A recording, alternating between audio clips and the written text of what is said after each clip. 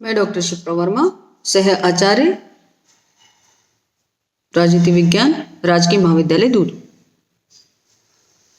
आज हम बात कर रहे हैं राजनीति विज्ञान और अर्थशास्त्र की। अर्थशास्त्र क्या है?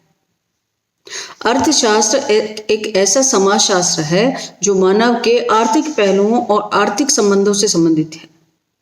यह धन अर्थात संपत्ति के उत्पादन, उपार्जन, उपभोग, विनिमय तथा वितरण से संबंधित है।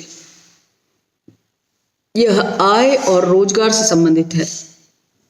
यह सरकार की आर्थिक नीतियों जैसे बजट निर्माण, कर, राजस्व नीति, मुद्रा, व्यापार, बैंकिंग, आयात निर्यात, उद्योग तथा औद्योगिक नियंत्रण, नियमन और विकास आदि से संबंधित है। इस प्रकार अर्थशास्त्र अर्थ के रूप में मानव का भी अध्ययन करता है। दोनों में क्या संबंध है?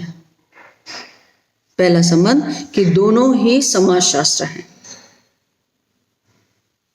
दूसरा पॉइंट कि दोनों के उद्देश्य समान है क्योंकि दोनों ही मानव के जीवन को सुखी बनाना चाहते हैं। तीसरा पॉइंट कि दोनों एक दूसरे पर निर्भर करते हैं। प्राचीन ग्रीक लेखक इन्हें राजनीतिक अर्थशास्त्र कहते थे। अर्थशास्त्र को राज्य की आय की व्याख्या करने वाली कला कहा जाता था। राजनीतिक सिद्धांतों से संबंधित अनेक रचनाएं ऐसी हैं जिनमें आर्थिक सिद्धांतों का विस्तृत विवेचन किया जाता है। उदाहरण के लिए कौटिल्य की रचना का नाम अर्थशास्त्र है।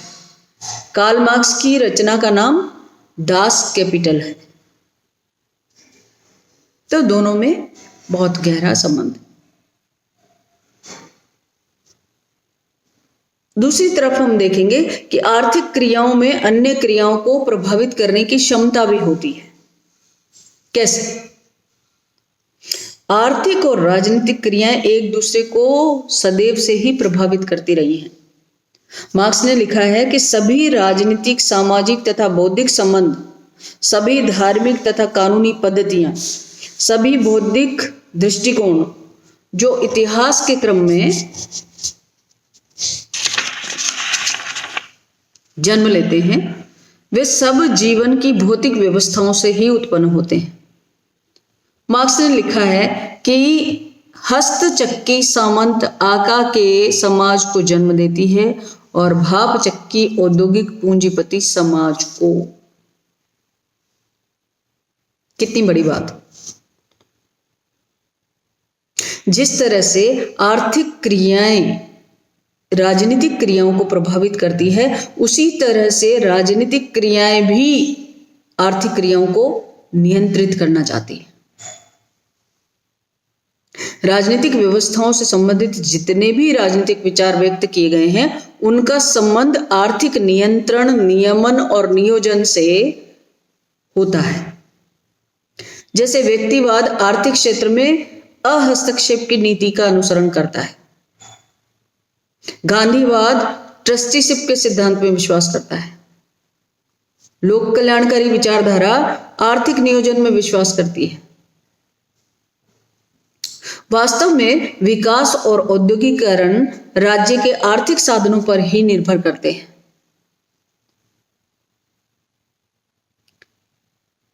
एक और रूप में देखें तो आर्थिक असंतोष राजनीतिक आंदोलनों की प्रेरणा भी बनता है। आय या आर्थिक साधनों की गंभीर विषमताएं हमेशा समाज में आर्थिक असंतोष को जन्म देती हैं। यदि आय की असमानताएं बहुत ज्यादा होगी, आर्थिक साधनों की असमानताएं बहुत ज्यादा होगी, तो ऐसे समाज में निश्चित रूप से आर्थिक असंतोष पैदा होगा। फ्रांसीसी, अमेरिकी, रूसी, चीनी क्रांतियों के पीछे हमेशा से आर्थिक तत्व ही जिम्मेदार रहे हैं। एशिया और अफ्रीका के राष्ट्रीय आंदोलनों के पीछे भी आर्थिक असंतोष ही मूल कारण था।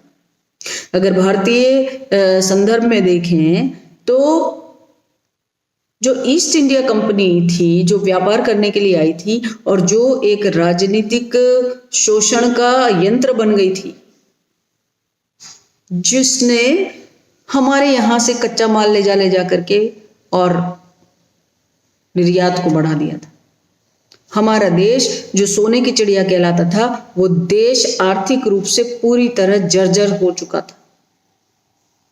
ऐसी अवस्था से ही राजनीतिक और आर्थिक असंतोष पैदा हुआ और ब्रिटिश ईस्ट इंडिया कंपनी के खिलाफ हो गए लोग। तो यहां पर हम ये समझने की कोशिश करते हैं कि आर्थिक असंतोष राजनीतिक आंदोलन को भी प्रेरणा देता है। अब दोनों में क्या भेद है, क्या अंतर है? पहला पॉइंट वही क्षेत्र संबंधी अंतर है। राजनीति विज्ञान का क्षेत्र व्यापक है जबकि अर्थशास्त्र का संकुचित है।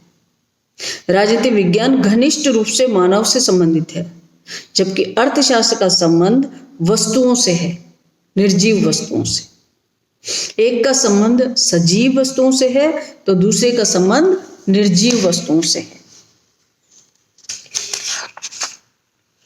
इसी संदर्भ में आइवर ब्राउन ने कहा है कि एक का संबंध मूल्यों से होता है तो दूसरे का संबंध मनुष्य से होता है।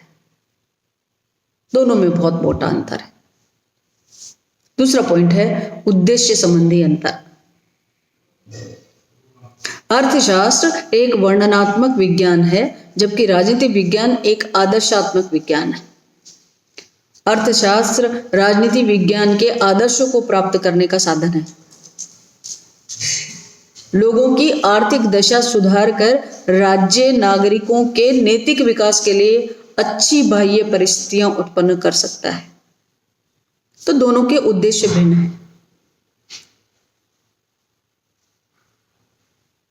अर्थशास्त्र राज्य में स्थापित यंत्र का आदर्श प्राप्त करने का साधन है। लोगों की आर्थिक दशा को सुधारना चाहता है